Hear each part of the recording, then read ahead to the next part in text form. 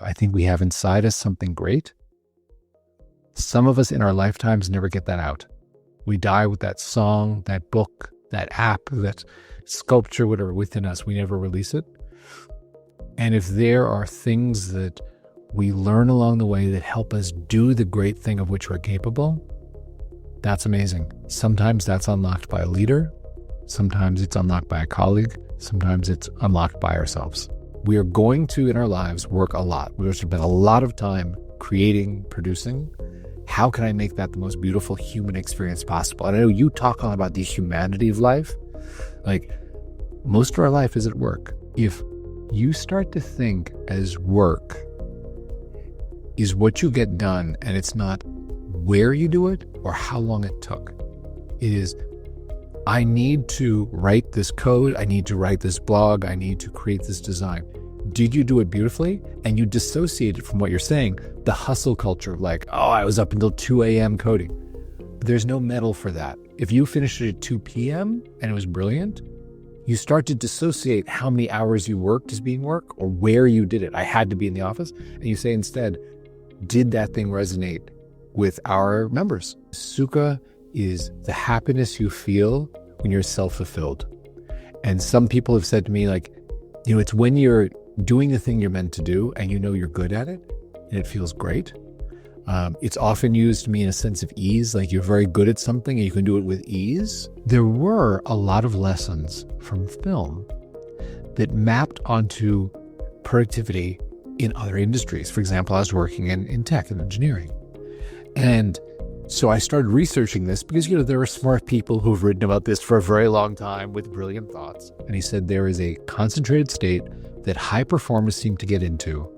I want to study them. I want to talk to them. I want to understand this phenomenon. And he wrote the seminal book called Flow. And he said, the reason I called it Flow is that it seems like at a certain point, it is not just you are concentrated moving yourself forward, but you become part of a river of consciousness that carries you forward. There are some wonderful conditions precedent about how to get into a flow state. Let us assume that you as a leader have hired well, right? You've brought people onto your team that not just had the skills. Oh, this is a great React girl. This is a fantastic, Figma guy, whatever. But you actually bring people in with skills and are value aligned to what you do. And if people come to your team and go, yes, this is absolutely something the world needs. I happen to have skills that apply. Let us do it. Your value alignment, right? So if you as a leader can lead from a place of, this is meaningful, that is, again, another important part of helping people get into flow, or recognizing for yourself that you want to be in flow, is saying the task ahead of me is meaningful. As the leader, you have to say, hey, you know what? Bhavesh is going to write some amazing code. I should make the conditions precedent available to him to do that. Whereas Steven is going to be on Zooms all day long talking to potential clients, right? When I was in film, period, I think I was more arrogant. I think the fact that I was successful and had a series of successes very quickly made me believe that I was more right than I was. Whereas in hindsight, I think I was luckier than I was right.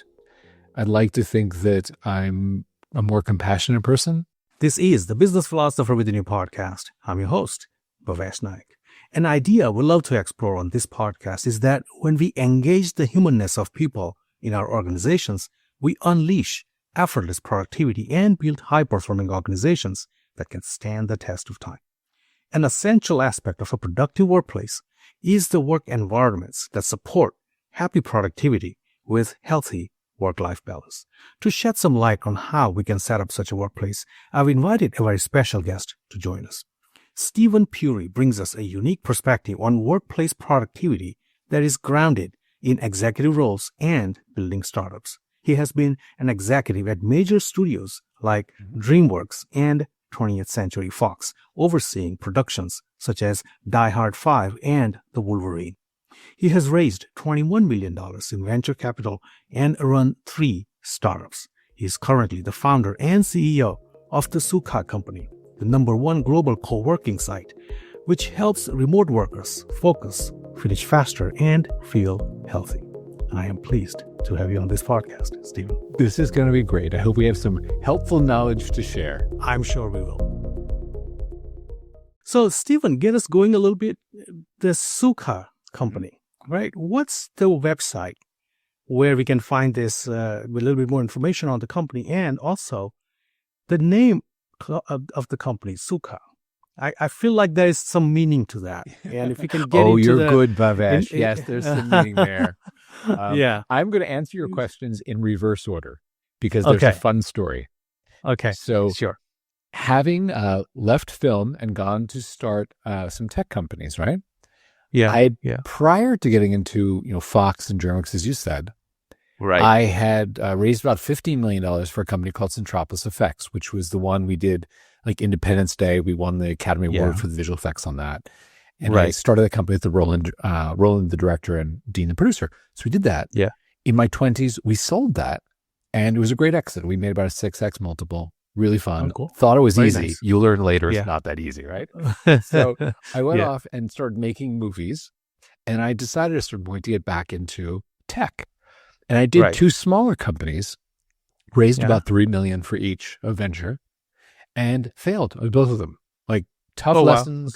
Wow. It's true. You learn more from the failures than the successes, but there were definitely experiences. I was like, okay. But the thing that I really took away after my second company, because I always write myself notes. When something doesn't work, I write down like, what do I think did not work? Because it's easy to forget that as you go forward. So I wrote myself notes. And one of the things I noticed was there were a lot of lessons from film that mapped onto productivity in other industries. For example, I was working in tech and engineering. Yeah. And so I started researching this because, there are smart people who've written about this for a very long time with brilliant thoughts. And in reading those books, I was like, you know what? A lot of the things that I've seen happen in front of me and are participated in could be made into a very simple website, these key productivity principles. And I'm sure we'll get into some of them as we go. So I have spent the last 6 years working this, building a community of people who support each other. It's basically a flow state app that allows you to work in a healthier, faster fashion. And you're around other people who are doing that, right? It's like being in a club of people who are productive. So we do this. And here's the fun part of the story, right? So in these early days, I need to come up with a name. And there's every bad name, the Focus Club, Productivity Mate 19, like just terrible names. So I got married around this period of time. And Laura and I met in yoga. We have a daily yoga practice for over 10 years. Sure. And so we were, and I'm very grateful for this, we were going to Bali to spend our honeymoon there for like 10 days.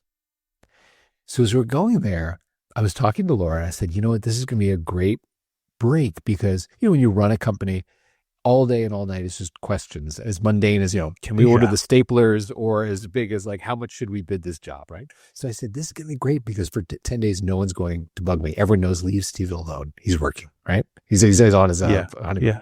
So I said, I think this might be a great opportunity for my creative mind to bubble up some names that are actually interesting and closer to my heart for what we're doing. Would you mind if maybe on the first day, I talked to a couple of our power members and just said, give me some feedback on like what it is we're doing. What's your favorite feature? And I said, maybe over 10 days of doing yoga and, eating and sitting by the pool, that will help my unconscious mind, like give it some food to like bubble up a great idea. So Laura, who's awesome, was like, I'm going to the pool. Have fun with your Zooms. I'll see you down there, right? So our members are wonderful. I spoke to 3 of them, and I'll tell you, they were okay. They were good conversations, but not that insightful. And at the end of the third one, and I said, I only want 10 minutes of your time. So about 8 minutes in, I'd asked all the dumb questions of, oh, what's your favorite feature? Do you love, we have 1,000 hours of focused music, all scientifically designed. Do you love the smart assistant that helps you break down your tasks? Do you like, And we did this, and I was going into the wrap up. Bhavesh, thank you so much for your time. I promised you would spend 10 minutes. Thank you, right? And the member I was speaking to, who's still, I see him in our platform, he said, Steven, you asked the wrong question. Okay. Well, what is the right question? What is the right question? Right. Yeah. And he said, you should ask me why I pay you. And I was like, that's pretty forward. I don't know that I would have asked an old question quite like that. But now that you brought it up, why do you pay me? And he said, at 3:00, I can be playing with my kids, or at 6:00, I can say, where the hell did the day go? And the difference is did I open the Sukha in the morning? He said, so I pay you that $10, 30 cents a day, whatever. I pay you that. So I have those 3 o'clocks because my children are not going to be 2 and 4 forever. Yeah. Yeah. And I was like, wow, that is really, thank you. That was pretty awesome. Yeah. I go to dinner with Laura. I was like, wow, one of the conversations I had, this guy said something that was better, more articulate than anything I've ever said about what it is I plan to do, right? We had this great conversation. So we go to the hotel room and we're brushing our teeth going to bed. And Laura says to me, I was thinking about what you said at dinner. And I think this is what he was saying to you. And it ties into like what we hear in yoga. Because, in yoga, you hear a lot of Sanskrit words. Prana, your life energy, your dharma. Yeah. And she said, what he said to you is, really, he feels this sense of sukha, of this self-fulfillment. He's doing something. He feels great at it. He's good at it. And he accomplishes it in a way with ease, where at 3 o'clock he can be with his kids. And that's what's important to him as life. And she said, I think that's actually what you're doing. And I was like, you're right. The tools that we're offering are just the path that you walk on. They're not the goal. The goal is not to have the most beautiful music or smart assistant or a timer. The goal is, how can I live the life I want to have? Yeah. And that is where, lying in bed, I bought the domain thesukha.co, the Sukha company, like the happiness company. Yeah. So thesukha.co was purchased from Network Solutions somewhere in Bali. And here you are. And here we are. And you said two things, and before I forget, these two things. There were actually, one was actually a pretty profound thing that you just said.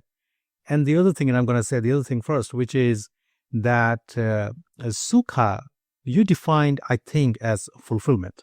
That's number one. Number two is that you said what you're offering is a path, not the goal. Yes. The tools that you're offering are the path, not the goal. I love that. I absolutely love that, because it is still up to the user to make whatever it is that they need to make out of it, in terms of the goals that they, what they get out of it, right? But if you offer the path, right? So instead of having to go through a tedious path of stress and unhappiness and frustrations and not having spent enough time with the children, whatever the path looks like, instead of that path, you give them this path.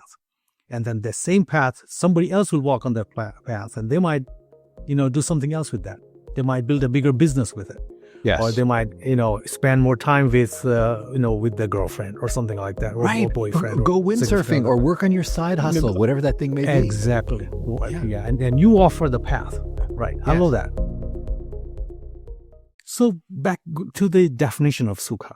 And there's an opposite of Sukha, which is Dukkha. I'm from India, right? So you know things. We grew up. Well, I know.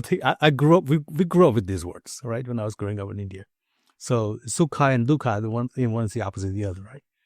So, and you define that as a fulfillment. Is that correct, or there is more to it? The definition of the word Sukha. Again, as you translate words and concepts like this, right, there is a lot of fuzziness around what do different words connote in different languages, as well as what they denote. So the way in which I interpret Sukha here is this: Sukha is the happiness you feel when you're self-fulfilled. And some people have said to me, like, it's when you're doing the thing you're meant to do and you're good at it and it feels great. It's often used to mean a sense of ease, like you're very good at something and you can do it with ease. When you're in a Sukhasana, right? It's many people say it's like an easeful seat, or it's a place where you sit, and it's a very important pose. But it also is not one where you're standing on one leg, with your arm behind your head. Right. It is a seat of ease, like you're here. So that is how I use it to mean that we're human. Yeah. I do not think we are robots. I don't think that we are meant to do things that are inhuman. But I think we can do things that are superhuman. And I want to create those tools to say, how can you be the best in a human way? Yeah, absolutely. Right. You brought a couple of concepts together, which I absolutely love. So you said, comfort, basically sitting comfortably. So there's a level of comfort there. And there's a reason why we're going into this, because I think that if managers, bosses, CEOs, if they get this, Hmm? it can transform. Just understanding this, Yes. what you're offering here and what we're talking about, I think can transform their organizations. So the Sukha that you speak of is fulfillment and also happiness. So it's two combined, right? It is the Yes. opposite probably is discomfort Mm-hmm. and unfulfillment, or as in stressed Yes. out, Yes. right? Which is many of the workplaces are. Let's face it, right? It's transactional workplaces where I had to go to work to get paid to do XBBC XYZ, Yes. and then I just have to drudge through it, work through it, just suck it up and do it, and then I get paid, come home, and I watch TV to whatever it is that I do to just kind of Or scroll. Or People scroll, spend their nights scrolling doom and just, scroll, or on TikTok, right? yeah. Yeah. And that is not happiness. So that's not happiness and Mhm. fulfillment, the combination of the two words. So I love the way you're framing that, right?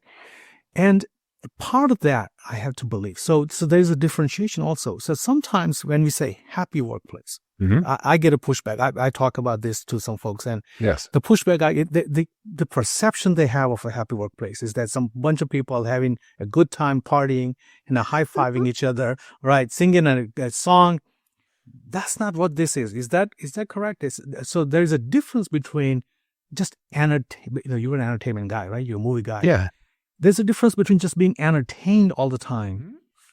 and happily producing and being engaged in what you do. Yes. Let me Is share that- this. Anyone Yeah. listening, if this Yeah. is an episode to which you want to listen, because Bhavesh has had on some fantastic thinkers and much more articulate people than I, right? But if this is an episode that you want to listen to, here is the thing that is unique about this episode is Yeah. I worked as a senior executive, both producing and as a studio Right. executive on major feature films, like $150, $200 million movies. And I've Right. also run small tech companies. And Right. there are absolutely some very interesting lessons about how to be an inspiring leader, as well as Right. to be an inspired IC, an individual contributor, that I Right. saw in film that are Yeah. not widely viewed outside of film. And I wanted to Right. bring some of that knowledge to say, here's how this is applicable. Let me Yeah. give you one thought that may help you orient your thinking around this, which is Mhm. in the modern world, there is a lot of tug of war over return to the office, remote work, Right. or hybrid work, Yeah. distributed work, Yeah. work from anywhere, Right. distributed teams. Right. All this thing, it seems like highly confusing. I'm going to tell you something Sure. that just seems bizarre if you don't work Uh-huh. in film, which is in film, that is so commonplace for the last 100 years. They don't even use the words remote work or hybrid work. It Uh-huh. predates those concepts. And I'll tell you why. Mhm. Every film begins remote. It is Yeah. writers working from their home, trying to create something, Right. working from coffee shops, right? At some Yeah. point, they have some lunches or dinners with producers, and they maybe get one idea that has some traction. Right. You get a little bit of Right. money. You open a production office 1 or 2 days Yeah. a week. You go in Yeah. to meet with the location scout, the costumer, Right. the line Right. producers. You budget the movie, right? Then Yeah. you are on set, $100,000 a day plus. Everyone is there all day, all night, working really hard Yeah. for months, right? Sure. Principal photography. Yeah. Then you Yeah. go back to hybrid with picture editors, sound editors, Foley artists Right. working, and you Sure. go back to remote. And that entire arc, those different eras of a film, which we would call now remote, hybrid, in-person, hybrid, remote, Mhm. Yeah. they have been done for 100 years. And there are established Wow. ways in which Yeah. you lead a team to feel, Yeah. as you said, fulfilled, Yeah. to do their best Yeah. work, and to feel Right. like this is somehow moving their lives forward or moving the world forward in some way. They're contributing to something that's meaningful, right? Sure. So yeah. I say all this to orient your listeners that if what I just said is an interesting spine, it is a lot of what we're going to talk about is the lessons from seeing that can be mapped or transposed onto modern work outside film. That's great. And, I didn't know that. I didn't know that the movie industry was always remote or has been remote for 100 years, which is probably It's how one long, stage of how- working. It's that's- just yeah. natural. Yeah, It's like a yeah, fish. yeah. Here's water. What's water? Exactly. We don't even call Exactly. it water. We just call it, we're here. Yeah. Yeah. And, movie industry is also such a great metaphor for some of the things that we're talking about. Mhm. So, for example, if I'm watching a movie, right? So entertainment Mhm. is not necessarily just haha, funny, laughing. Yeah. Right? Entertainment, the two of the movies that you worked on, Mhm. Die Hard 5, and Wolverine, they weren't haha funny movies. They were action and fantasy, right? Yeah. Some better than others, some drama. worse than others. But yes, but Right. go on. But They don't the all turn out idea the way that you I'm Stephen, I'm trying to kind of put out there, for you and for the listeners, is this idea, which is that, engagement. So there's the idea of engagement to what we're doing, working, Yes. and being entertained while doing it, right? There's some misconceptions about this, right? If I'm watching a movie and if I'm being entertained, right, that doesn't mean that I'm laughing all the time. That's one particular genre of the movie. Comedy is one genre, right? It could be horror, it could be drama, it could be thriller, it could be fantasy, right? Yeah. It could be any of those things, and so many other genre, right? So but if I start watching a movie on Netflix, I watch it for I'm gonna give it 5 minutes and see what happens. If I'm watching it for 5 minutes, and then I can't turn it off, and I watch the whole thing for 2 hours, that is engagement. Yes. So I am engaged with that movie, not necessarily laughing. I could, or maybe I'm crying. I don't know. Who knows, right? Yes. But I'm engaged. Now that engagement is so important. I think you talked about something called flow, right? But I want to kind of get this from you, that what's the difference between being entertained and being engaged? Or are they the same thing? I think embedded in your question, because you're very smart, is the answer, but I will highlight it. I'm going to hang a lantern on what you said. Oh, thanks. Yeah. Which is, yes, there is the typical denotation of entertainment is, yes, it's mirthful, it's fun, it's lighthearted, you're entertained, right? Whereas you wouldn't say you're entertained necessarily by a horror movie or a serious documentary about war, right? But you may be very engaged. Watch it. Exactly. So engaged may be that you deem something as worthy of your attention, you know?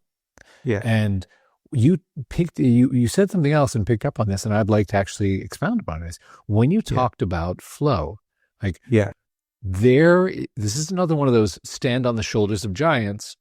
Yeah. You'll see further, right? So Mihai Csikszentmihalyi, who wrote the famous book on flow. And for anyone who's listening that's not super familiar, let me just lay this out, which is he talked a lot about flow states. And he said there is a concentrated state that high performers seem to get into.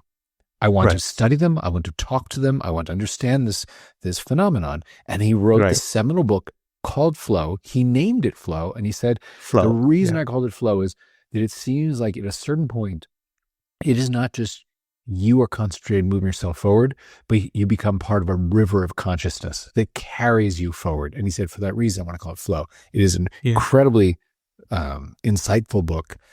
He actually just died 2 years ago, sadly, but did amazing work toward this. And even if you have not read this book or you're not interested in reading this book, if you follow sports, you have heard famous sports figures talk about this. You heard about Michael Jordan and his quote of, when I get in the zone, it's me and the ball. He said, I don't see the defenders. I don't see the scoreboard. It's just that state of flow, right? Or Picasso, when he talked about, sometimes I stay up all night and I forget to go to the bathroom and I forget to drink or to eat. Right. But in the morning, there is, some huge canvas, some creation, right? And those states of flow, they are available. They are not, the property of only these high performers that you see on these stages. But there's something you can tap into. The first time I had it, and maybe some of your audience has experienced this, is I was on an American Airlines flight and the Wi-Fi was broken. Right. I looked up and we were landing, and all the designs I had done, I was working some UI stuff. All the designs were done. I was like, how are we landing? We just took off. No, 2 hours and 40 minutes had gone by. I had no conception. I had lost track of time, which is one of the hallmarks of being in a state of flow. You become so immersed in the work. You forget to go to the bathroom. You forget to run to the fridge and check what you can munch on. You don't think to put in the laundry or any of that. Or you don't go talk to your coworker or scroll. And to give people the tools that he talks about, I was like, that would be a very engaging thing for me to do. And that's a lot of what I've spent the last 6 years doing, is developing, here's an accessible way to get into a flow state. Yeah. No, I have a simple mind, Stephen. So I tend to kind of simplify things and maybe oversimplify things sometimes. But to me, engagement is kind of like flow. They're not exactly the same, but being engaged, being engrossed. I was with my daughter at a park one time. She was 4 years old at the time. Yeah. And we had a drinking bottle with us, and we were just walking through, and somehow she picked up the bottle. She took the bottle. There was no water in it. And she started filling that bottle with rocks, pebbles. Mm-hmm. And for 2 hours, she was looking around, looking for the best pebbles and rocks she can find. She was putting those. It's such a mundane seeming activity, but it was such a beautiful thing to watch because she was completely engrossed. That's great. I'm going 4-year-old. Their attention is everywhere. They might be very difficult to handle sometimes and those kinds of things. But for those 2 hours, she was completely one with this activity. She was, you could say, in the flow, right? Yeah. Which is also kind of like being engaged, right? Yes. In a way, right? That might be oversimplifying things, right? But we're going to go into this idea of a flow because I love that idea. Ooh. So, yes. Then I have a question for you about your daughter. Go for it. Yeah. Go ahead. When she was finding the perfect pebbles to put in this bottle. Yeah. Did she think that was a meaningful activity? Did she say, there is a reason I'm doing this, whether it's for the beauty of the collection, whether it's... I don't think so. No. She didn't think there's no reason she was doing it, right? The rational mind hasn't developed yet, apparently. She's about 4 years old, right? Rational mind is hard to describe. I'm so curious. My take on that is that we don't know. I don't know why. And maybe you have some ideas as to why that is, if that is a flow state or why that's a flow state. But in my mind, it is something that you call it state of consciousness, right? It was a state of consciousness in which she felt to express and explore what she wanted to do in that moment, right? But so then, because you asked me that question, what do you think that is? I mean, is there a construct around that activity that we can then transpose to our work, for example? I will tell you. A writer writing something in the coffee shop, right? We will talk about coffee what is shop. the common... Okay, so please do. Let's do it now. So there are some wonderful conditions precedent about how to get into a flow state. So someone who maybe wants to experience this and say, I think I tried that, or I'd like to try that. Yeah. Here are some things that research has shown, and this is why I asked about your daughter, is that number one, the activity you do, you have to be able to do it. You have to have some skills that apply to it. So got it. That is the old joke about Michael Jordan painting or Picasso throwing a basketball. They're not going to be in a state of flow because they've got nothing, right? So you have to be doing something, whether you are an engineer or developer, or you're a designer or a writer, you have some skills, right? Another one is, it has to be somewhat challenging. Like it's not just like, oh, there are some, staples on the desk, I need to clean them up. That's not, you're not going to get in a state of flow. But maybe for your daughter, it was, you know what? To find the perfect next pebble that fits into the bottle in this space and the right color thing. To her, that made it represent a challenge to say, like, can I do this very well? So it is that thing of, are you challenged doing something you have skills that apply? Another vector is meaning. And this is really where great leaders come in, is let us assume that you as a leader have hired well, right? You've brought people onto your team that not just had the skills. Oh, this is a great React girl. Right. This is a fantastic, Figma guy, whatever. But you actually bring people in with skills and are value aligned to what you do. Hey, here we are trying to reduce the carbon footprint of passenger planes. Here we are trying to, clean water and get microplastics from whatever that thing may be. And if people come to your team and go, yes, this is absolutely something the world needs. I happen to have skills to apply. Let us do it. Your value alignment, right? So if you as a leader can lead from a place of, this is meaningful. That is, again, another important part of helping people get into flow, or recognizing for yourself that you want to be in flow, is saying the task ahead of me is meaningful, which maybe for your daughter was, I want to have this beautiful bottle as this memory of this day at the beach with my father, right? Right. You may not even know that. She may not have articulated that to you or to herself, but that may have been underneath that, saying like, this is a beautiful experience. This helps me take this experience back with me. I'll always remember that day with my dad and these beautiful pebbles represent Sure. that, right? So Sure. that is another part of meaning. And also, by the way, music has been shown to really help people get into a state of flow. And there's a lot of research around 60 to 90 beats per minute, certain key signatures. Sometimes binaural beats have helped people. If you have headphones, you can listen to a delta in the the number of hertz in your ears. Yeah. And, non-vocal. We all have the friend, though, who is like, the only way I can code is I listen to, heavy metal or mumble rap or something crazy, right? Sure. But it's like, for most people, it is that experience. So providing that also helps. And these are some things that whether you as a leader or you as an IC can say, hey, I would like to have a beautiful experience. We are going to, in our lives, work a lot. We're going to spend a lot of time creating, producing. How can I make that the most beautiful human experience possible? And I know you talk a lot about the humanity of life. Most of our life is at work. How do we make it human and beautiful? Exactly. The guy sitting in the coffee shop, right? And today we talk about, companies calling people back to work, back in the office for work. And there is a trust issue there, things like that. But you could be sitting in a coffee shop and be as engaged as being in the office. But what you're actually saying is that probably even more engaged in the coffee shop. Well, than being in the office. So this is a great point you bring up, which is a lot of people associate me with remote work, with hybrid work, and I've built tools to do that. One of the things I want to say is, in producing films, what I've noticed is there are absolutely some activities that are appropriate for certain kinds of work. I will say something antithetical to what you just said, which is I have never been on a Zoom call or a Google Meet or a, something else where I felt the same sense of creative inspiration as being in the room. Like if you and I were going to write a book together or something, I would love for us to go sit in a coffee shop or go to your house or something, invite you to my home. And let's go for a walk around the block and feel each other's energy and be like, well, Bhavesh, what do you think should happen next? Right? Yeah. I've worked on God knows how many movies, right?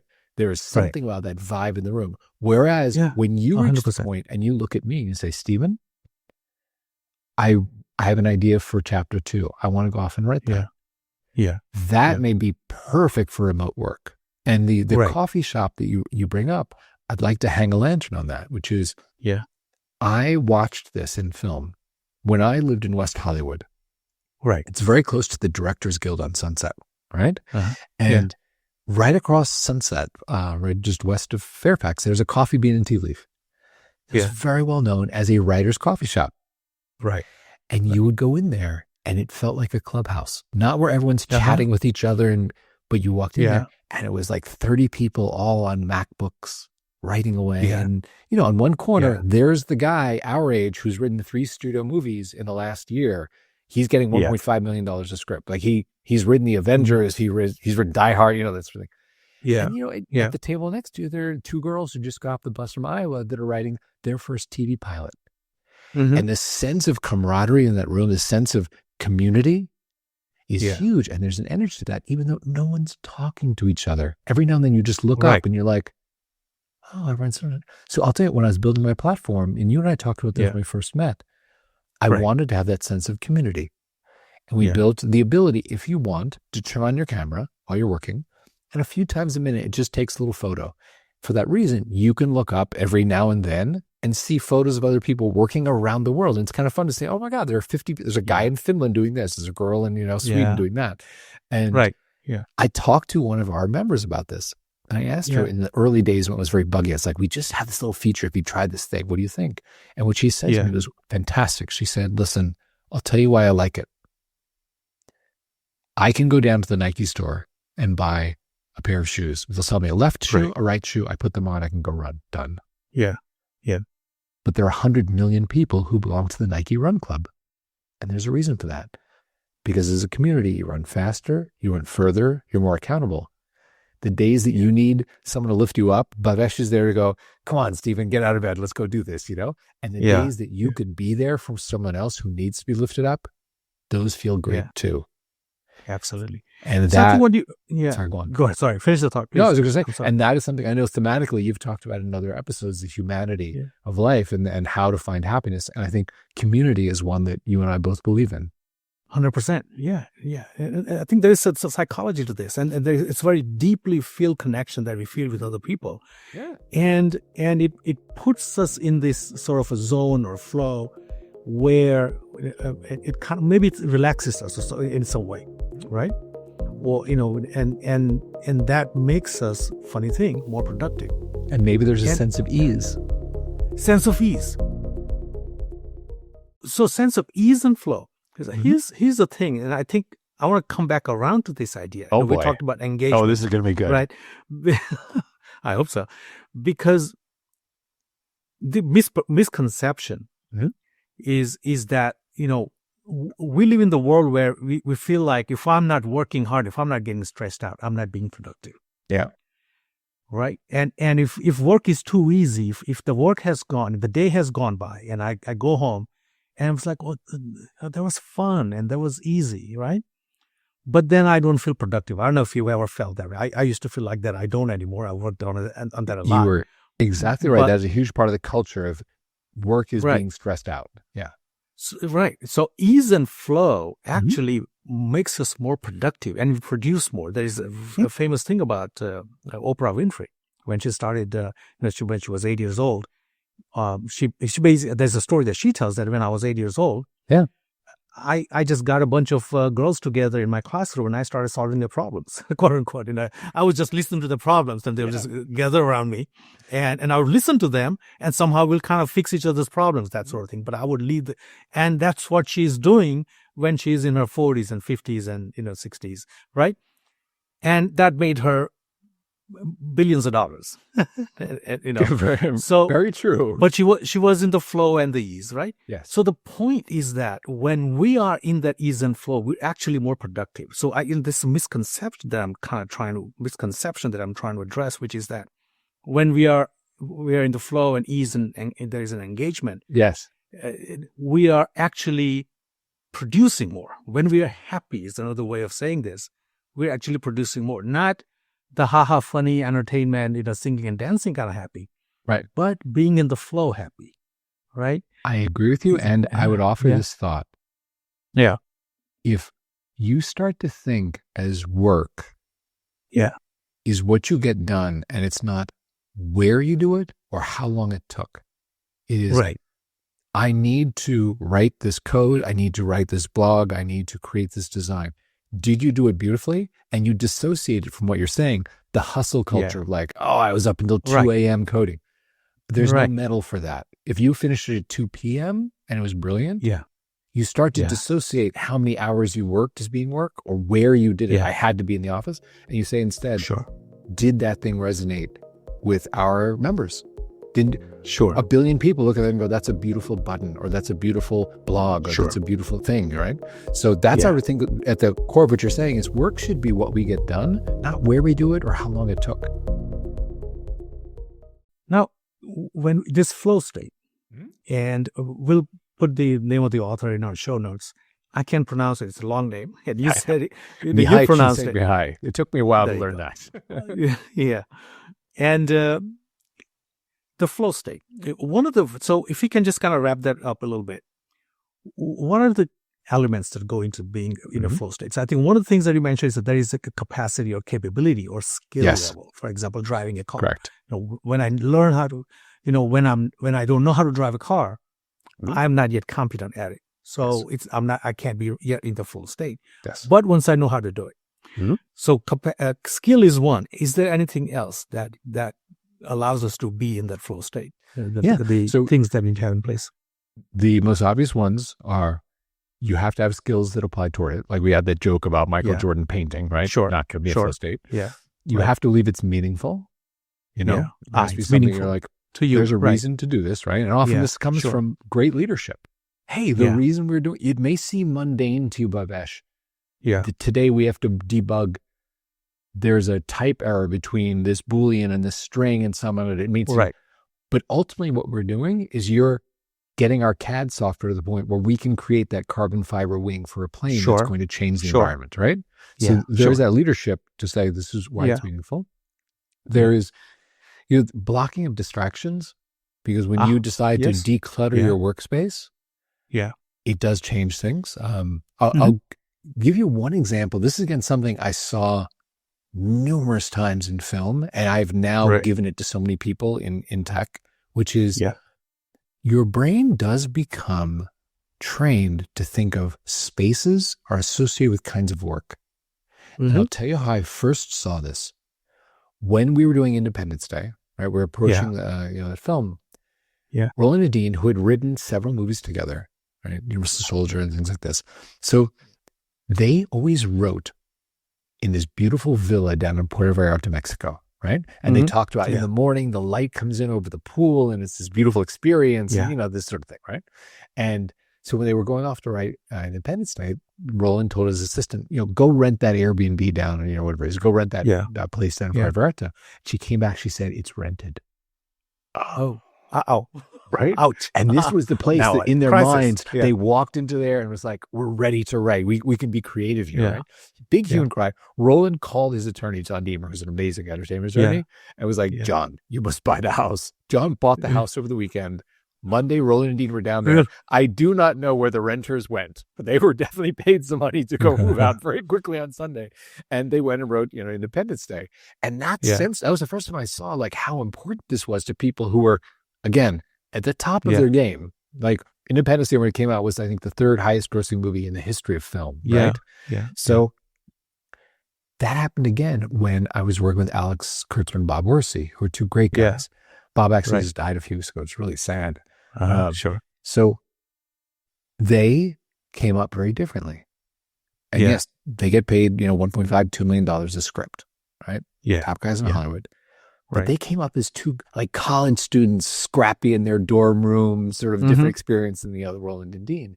And that was their creative space. So when they had to write Transformers 1 or 2, when they wrote, you know, Mission Impossible 3 and things like that, they had their assistant rent a hotel room at the Universal Hilton. And I'm going to say, Bhavesh, it is not a fancy hotel, okay?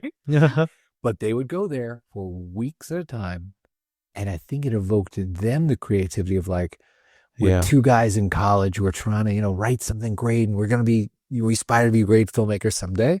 And that is where they wrote these $100 billion, you know, movies. It was very interesting where your mind gets trained that way. So when you ask about flow states, some of it is very obvious. Do something that's meaningful, something that challenges you. You have skills that apply toward it. And some of it is also the mental trick of how do you associate a certain space, whether it's at home, a coffee shop, you know, your office, that says, this is where I do this thing. And your mind starts to go, oh, this is where I do this thing. Got it. Yeah, exactly. Yeah. And I think that, you know, it becomes like a personal mission to kind of know that, you know, this is my mind trick or mind fake, that I need to be in such and such place. You know, I think Stephen King probably has said this. He has this desk that is so bad. Yes. But he go, and it's like in some corner of his house that is not very inspiring. It's dingy, but that's where he goes. Right? That is awesome that you know that story. That is so interesting. Okay, I've heard that, and I think I will give you back a story, which is what you just said is exactly true. And here's another vector. Time. As you start to get to know yourself, and this is often called chronotype, you start to realize there are periods in the day when you're more adept at doing certain things. So I'll give you an example. Ron Bass is a huge screenwriter. He knew that in the morning he would get up and he would not talk to his family. He did not say hi to his wife or his kids from like saying it's 5 a.m. to 8 a.m. or 5 to 9 a.m. And he said, if I talk to you, I can't hear my characters' voices anymore in my head. So when I get up, I need to go to my office. I need to write. And after 9 a.m. or 10 a.m., I'm like, hey, kids, let's have a great day. But he said, if I start to get, let's make our cereal. Who wants eggs? He said, when I get to my office, I sit there and all I can hear are your voices. I can't hear the voices that I'm paid, you know, $2 million a script to write. You're right. You're right. And, you know, for a writer, this becomes living things that they live with for a number of Time, that's very important. I think, I think you said it better than I could, but, this place where you do the work and the time in which you do that work, they come together, and then that becomes your sort of like an anchor that kind of puts you in the zone or flow. Yep. One more thing I want to talk about this flow, and then we can talk about some other things, because I want to give the tools to someone who is leading a team, or how do you do this for others, right? So the capacity, skills, and having this right environment, the place and the time, right? Mm-hmm. And what do you think is the value of what we call the goal setting, right? Having a vision. So if I'm driving a car, I have a destination to get to, and that kind of, to me, feels like it's a factor that engages me to that activity. If I'm just going for a leisurely drive, and that could be okay too, but there is a purpose in my mind as to why I'm doing this activity. Is there a factor in the flow? As usual, you know that of which you speak, Bhavesh. Yes, I will. I have some idea. I haven't read his book. Yeah. You're very humble. So but I will add. I live it. So let me say yes to what you're saying, and let me add a little bit to that. Okay, sure. Yes, it's important to know your goals, often in the morning, to refresh your mind. Not just about today, I must fix that bug, I must write the blog post, I must do it, whatever, inbox zero, whatever. It's just that there's that. Right. There's also, am I looking towards the horizon? My goal this year is I want to finish my master's. My goal this year is I want to launch my side hustle company, right? So it is acknowledging those goals. And the thing I'll add to it is this, which is the element of time boxing. Yeah. Which is, when you say, I want to lose weight, I want to finish my master's, sometimes they're very ephemeral kind of goals with no time, and I'll lose weight sometime, right? But when you say to yourself, you know what, I have 30 minutes before my next meeting. Right. I'd like to simply clear my inbox. And you time box, you say, in 30 minutes, I'm going to go through my inbox. It helps you assign time to every one of those 17 emails to say, I don't have 9 minutes to read this and craft along. No, I have less than 2 minutes per email. Let me get through it. And it is an amazing hack. When you tell your brain, I have 30 minutes for this, the way you do it. And here's the funny thing, because I talked to obviously hundreds of people over the years who deal with, gosh, I procrastinate, which I do, by the way. I get distracted. We all do. I do too. We all do, right? So when I bring up time boxing, sometimes people, it feels to them like some productivity hacker. You go to the mountain, you learn this thing. It seems so like difficult and weird. And I'm like, let me ask you this. You forget time boxing for a moment. So tell me, how do you get something done when you finish something? Oh, well, when the deadline comes up, like I know on stand up on Wednesday, I have to show the new blog post, or I have to talk about the new designs I did, or whatever. Right? So, Wednesday morning, I'm up at 8 and I got to crank it out in the 2 hours. Yeah. So what I say to them is, so you time box by the deadline. You say, I'm going to give myself 2 hours because you start at 8 a.m. and your stand up is at 10. So you time box, you don't call it that. Now, let me ask you this. If you knew you could start at 8 and really do most of it by 10, probably something you learned back in school, in college, or it's like I have to cram before finals. It all comes down to that last minute of turning in the term paper, right? Yeah. So if you were aware that if I start at 8, I'm going to have that design done by 10. Yeah. What would your life look like if you took that same 2-hour time box and said, well, I'll just do that Tuesday? And assign yourself the deadline. Yeah.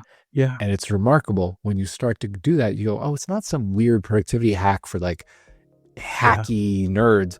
Right. It's a really easy way to say, before I go to lunch today, I really want to finish that design. It's not due today, but I'm going to do it in this 90-minute window.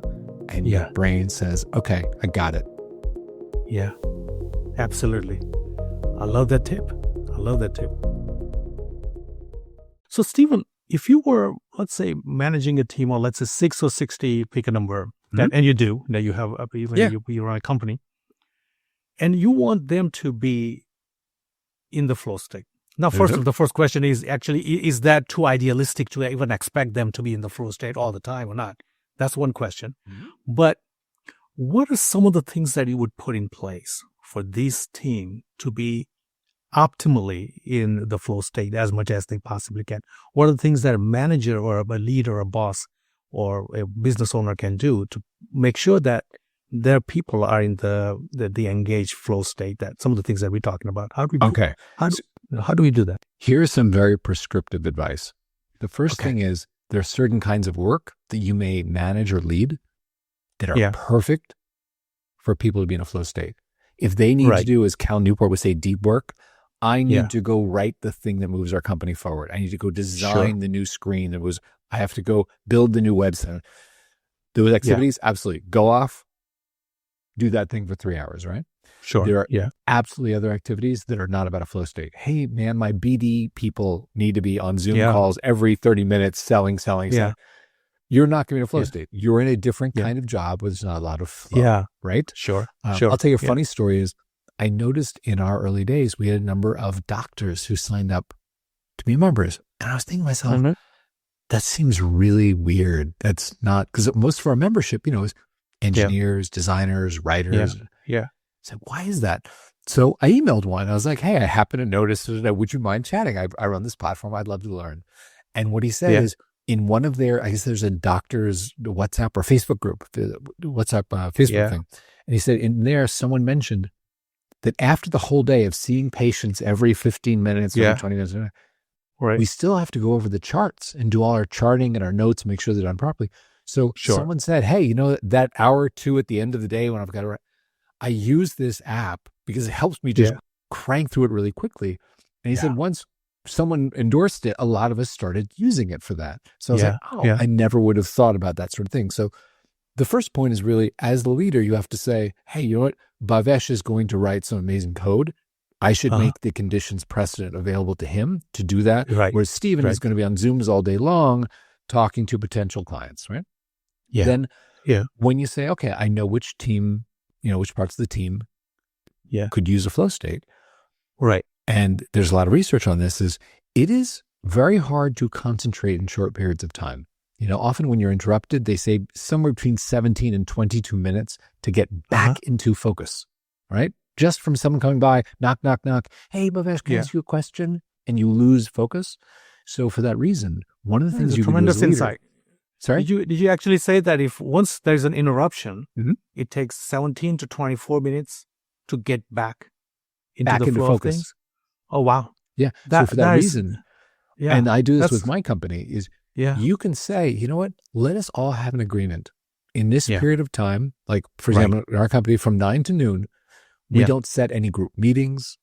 We don't expect each other to be on Slack instantly responsive. And that is the time to do a day's worth of deep work. As the leader, you have to say, hey, you know what? Bhavesh is going to write some amazing code. I should make the conditions precedent available to him to do that. Whereas Steven is going to be on Zooms all day long talking to potential clients, right? Then when you say, okay, I know which team, which parts of the team could use a flow state. Right. And there's a lot of research on this, it is very hard to concentrate in short periods of time. Often when you're interrupted, they say somewhere between 17 and 22 minutes to get back into focus. And while we're on that topic, Steven, you've used two words, deep state and flow. Are they the same thing or they're different? Deep work and flow? The deep work and flow, Flow, I think, is the state you get into, the hyper-concentrated state. Okay, deep work is the kind of work you need to do as opposed to shallow work. And again, Cal Newport's book and a lot of his writing and blogs are fantastic examples about this, of just saying, what kind of work is deep work as opposed to shallow work, which may be returning text messages, Slacks, emails, things like that, where you're kind of grinding it out. I don't know if you've done some self analysis with tools, like Myers-Briggs and things like that, DISC and those kinds of things. I had done my inventory on my Myers-Briggs inventory. Right, Myers-Briggs, and there's many tools, and we've done an episode on that for our audience. DISC and Myers-Briggs, and Enneagram. So anyway, check out that episode. It's a little plug, but there is there are people who are internally tuned versus externally tuned. So on the Myers-Briggs, we call that, I believe it's N versus S, sensing versus intuitive. And sensing people are those who are more tuned to their external environment. They're sensory people. They're, with 5 senses, right? They're all the foodie. They tend to be foodie, that smell and taste and sound and, music. They love music. These are the people who actually need music to work, to get into deep work zone. Yeah.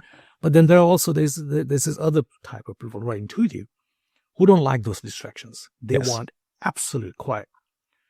So I guess the question I have for you, Steven, is that what is, a lot of the tools and things that you're suggesting seem to me, correct me if I'm wrong, are for the sensing types, where, you set an external environment for them, right? You give them the music, you give them the sense of community, other people who are working, right? There might be, if you're in a restaurant, there might be smell and you might be even eating something, those kinds of things, right? So there's a sensory experience of being in a flow.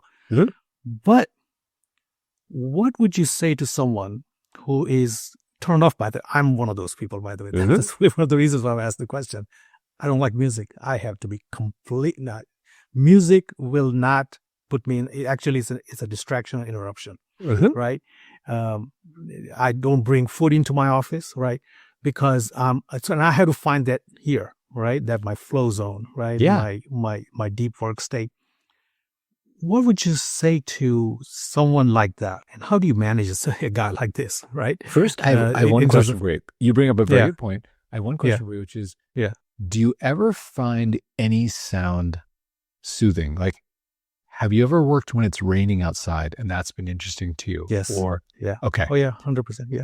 Okay. Raining. So I love the sound of rain. Yeah. It's funny you say that, because this is something I discovered in creating our platform. I was approached by one of our sound engineers, a friend, who said, hey, I was just in Kathmandu. Yeah. And while I was there, it rained, it poured rain, and I recorded 2 hours of rain in the Himalayas. Yeah. He said, do you think that would be interesting to put in the Sukha? And I was like, oh, I don't know, let's try it. I hadn't thought about that, right? Yeah. So we did. And what I discovered was not only did people enjoy that, but I enjoyed it, because I understand what you're saying about there's some music that we have that I offer to people. It's very popular. I can see the metrics, but it's not for me. It's too distracting for me. Yeah. And once we did what we call a soundscape or naturescape, so it's like a playlist. Sure. People started requesting, saying, oh, I live by this lake in Canada. It is a beautiful, peaceful sound of like the birds. We launched a playlist. It's 2 hours of just listening to birds by a lake, a stream in Japan. Yeah. The surf in Cyprus. Yeah. And you are right. It is all about self-knowledge. It's about saying, as I do this, I learn what it is that I need, because some people, not every tool works for everyone the same way. And absolutely. What you're saying about music is equally true about sometimes time boxing creates anxiety. Yeah. That's true. That's true. So you need to understand, is that a valuable tool for you or not? It is for most people, but maybe not for you. The chronotype thing. You know how some coders, I work best from midnight to 4 a.m. It's like, okay, great. But just because you're a coder doesn't mean you have to adhere to that. You can find, I work actually best if I get up at 5 a.m., go to the gym, and then I code early in the morning. Yeah. Okay. Good to know. Sure. Yeah. And I think so basically you have to find your own mix, and you kind of have to be aware of so you have to kind of be mindful of, your work environments that you get yourself into, that is more conducive to you being productive and being in the flow state. And once you find that, you need to dial those in and find the places, and find the tools that work for you. Right. Find the tools. There are so many, like I make one. There are so many great tools out there that do some aspect of what we do. If you just want music, go to Braid FM or Endel. If you want just a timer, there are Pomodoro. There's so many ways to say, I have learned about myself to the point where this is the tool that works best for me, and use that.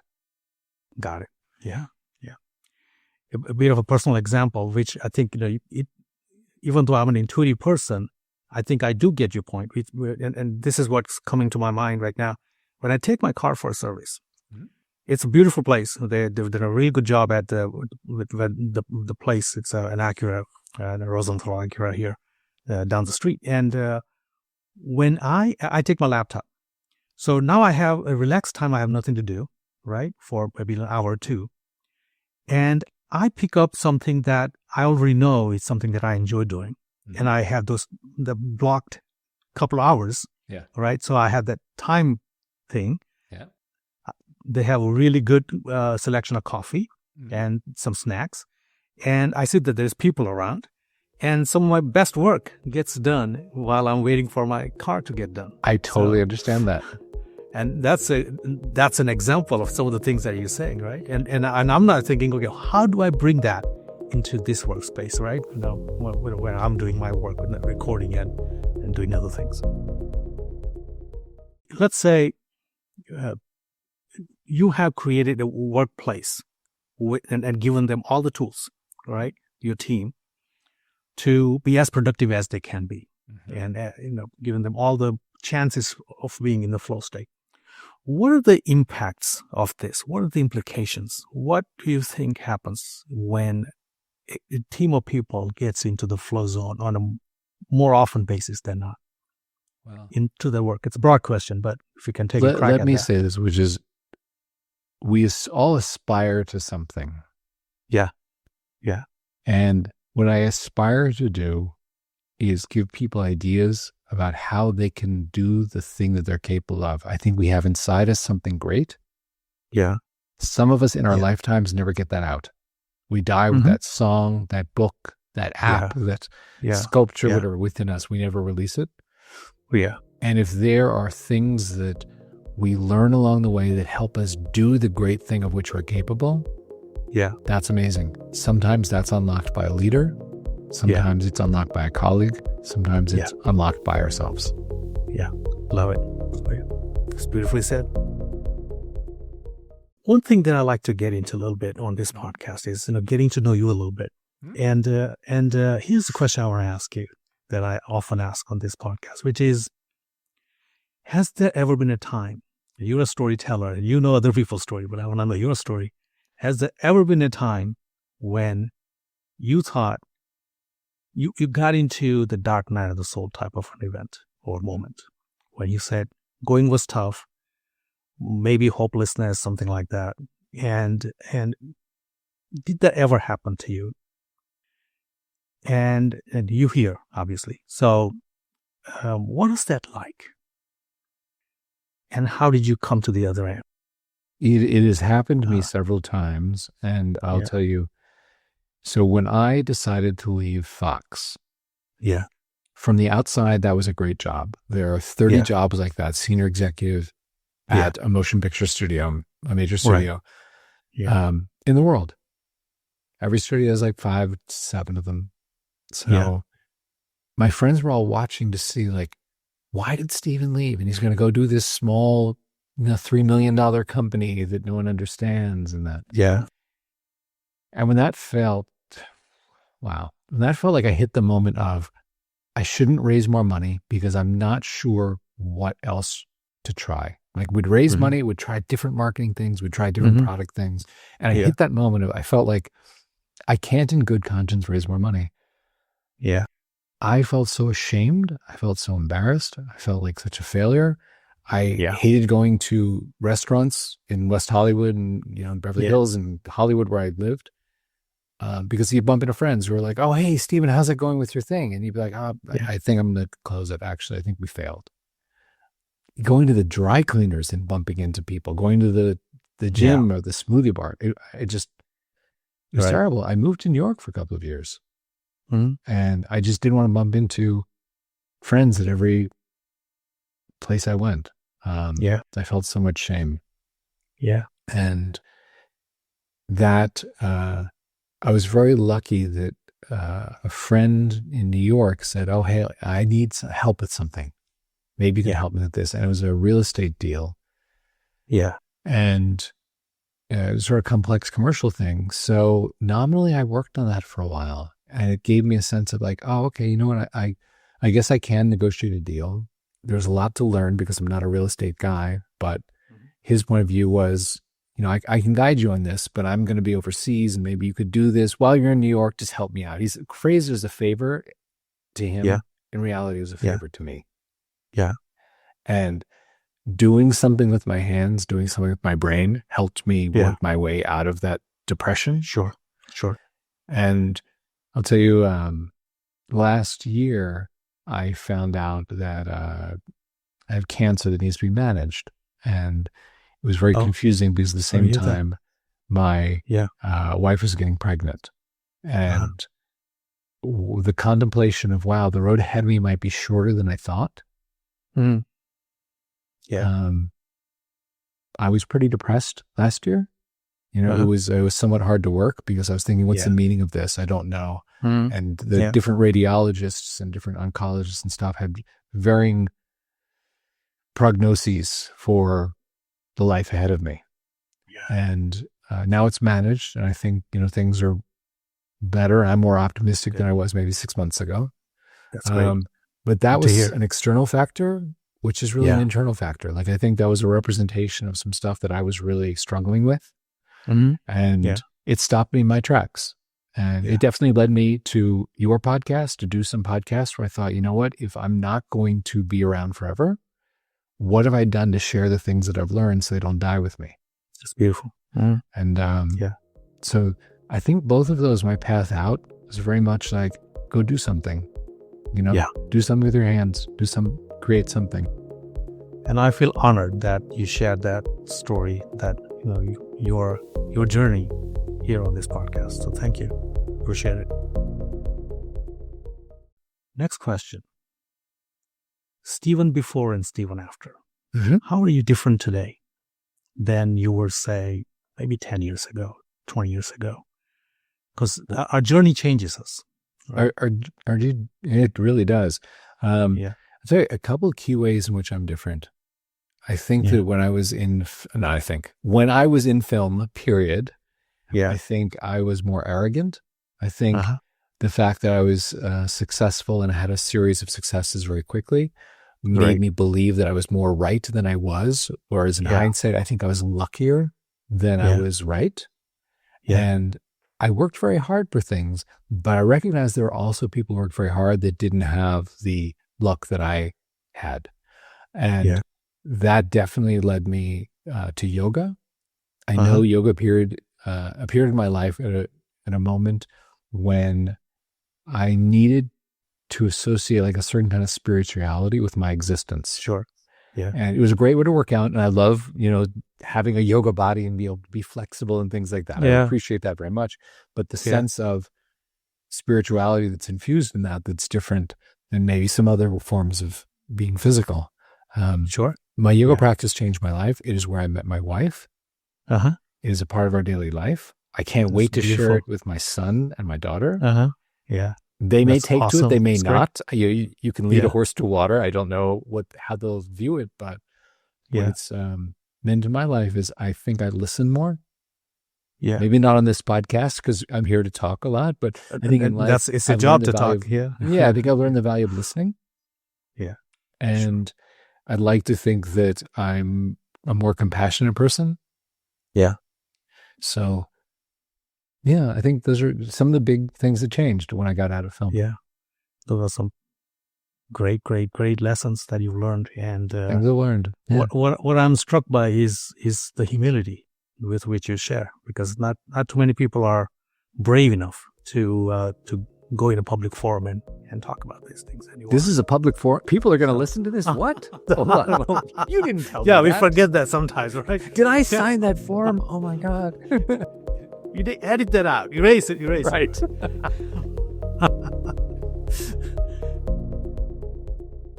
On a final note. Yes. Sukha. Where are you going with Sukha as the company? What's your vision? And my goal with Sukha is that we give people around the world a beautiful place to do their best work and feel happy. Yeah. Awesome. Beautiful. And if someone wants to reach out to you, well, first of all, who are the kinds of people that you would like to get in touch with at this point? Investors or people who may be a part of your ecosystem and at Sukha, or so who's the right person for you to connect with? I would tell you this. My email address is very easy to find. It is not hidden. It is Steven@thesukha.co. Okay. And if there is anyone who wants to learn more about Cal Newport or Mihaly Csikszentmihalyi's book, or they want to email me and say, could you send me a link to that blog post, or I want to, read this or learn that, or I'm struggling with this. I'm very open. I do get a lot of emails. I try to return every email the same day, unless I'm sick or flying. Sure. So I'm very open to people who want help, who are asking for help, to reach out. Yeah. And I will do my best to get back to you. It may not be a 14-paragraph email, but it may be like, oh, by the way, here's a blog post from Cal Newport that talks to exactly what you need, or Nir Eyal, or James Clear, or someone that could be helpful. Yeah. So that, I think, is the number one thing. That's my email address. It's public, and I do my very best to reply to emails within a day. All right. Perfect. Great. And we'll put all your contact information in our show notes. We'll also put some of the things that we reference, like the books and the authors that you mentioned. We'll put that in the show notes as well, for folks to kind of, read and get familiar with some of the things, some of the ideas that we talked about today. Mm-hmm. So, Steven, I thank you for being on the podcast and sharing your story from the bottom of my heart. And I'm touched by what you shared. And to me, it was very useful. And I hope that our listeners will also find it useful. I hope so too, and I appreciate the way in which you structure our conversation, that I think it was very authentic and sincere. And I hope there are also some interesting bits of knowledge and some fun little anecdotes. There's plenty.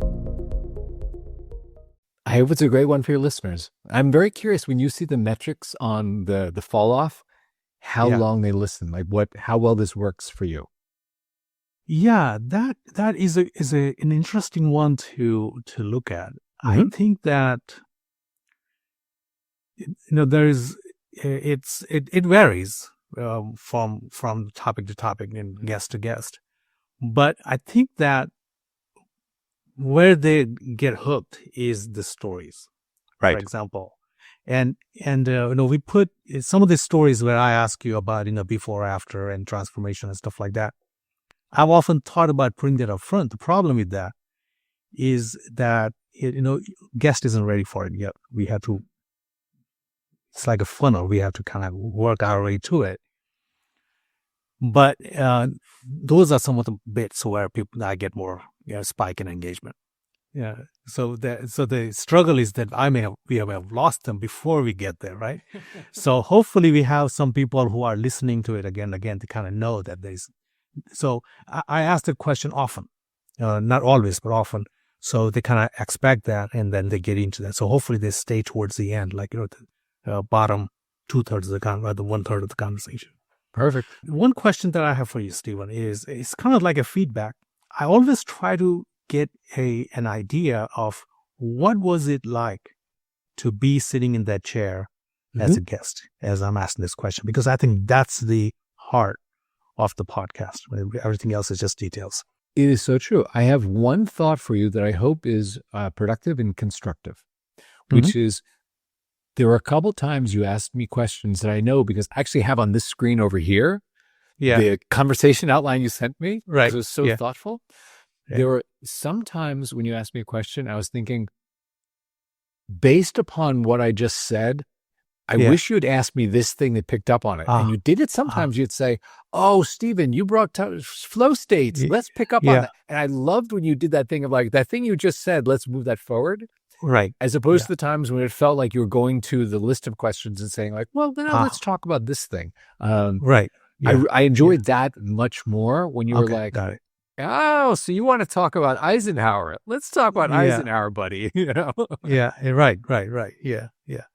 Yeah, I actually wasn't thinking about Eisenhower, but I think you bring up a good point. I did have some conception of what I was coming to this with.